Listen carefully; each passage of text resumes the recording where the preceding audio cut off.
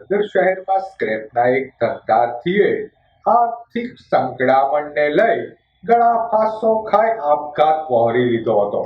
બનાવ અંગેની પ્રાપ્ત વિગતો મુજબ શહેરના શિશુવિહાર વિસ્તારમાં આવેલ યુસુફબાગમાં રહેતા અને અલંગમાં સ્ક્રેપનો વ્યવસાય કરતા મુસ્તુભાઈ અહમદભાઈ ચાકા ઉંમર વર્ષ 50 જમનાકુંડ વિસ્તારમાં આવેલ કેજીએન મસ્જિદમાં ગળાફાંસો ખાઈ આપઘાત વહોરી લીધો હતો.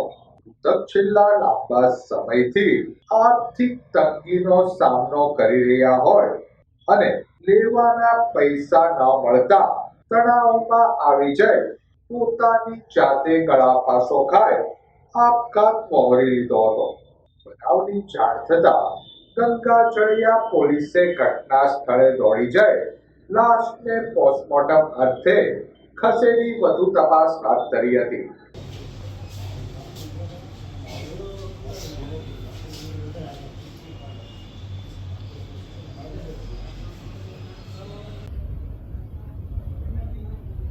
નામ જુનેદ મુસ્તફાભાઈ ઝાકા છે. મારા પપ્પા સુસાઇડ કરી ગયેલા છે આજના દિવસે સવારના 6 થી 7 વાગ્યા આસપાસ. અને મને સગા સંબંધીથી ખબર પડી છે. સ્ક્રેપનો મારા પપ્પા ધંધો કરતા હતા. 3 વર્ષથી મારા પપ્પાના પૈસા કોઈ દેતું નહોતું ને કોઈ જવાબ નહોતું આપતું ફોનમાં તે, એટલે સુસાઇડ કરી ગયા છે મારા પપ્પા. પોલીસને વિનંતી છે અમને ન્યાય આપે.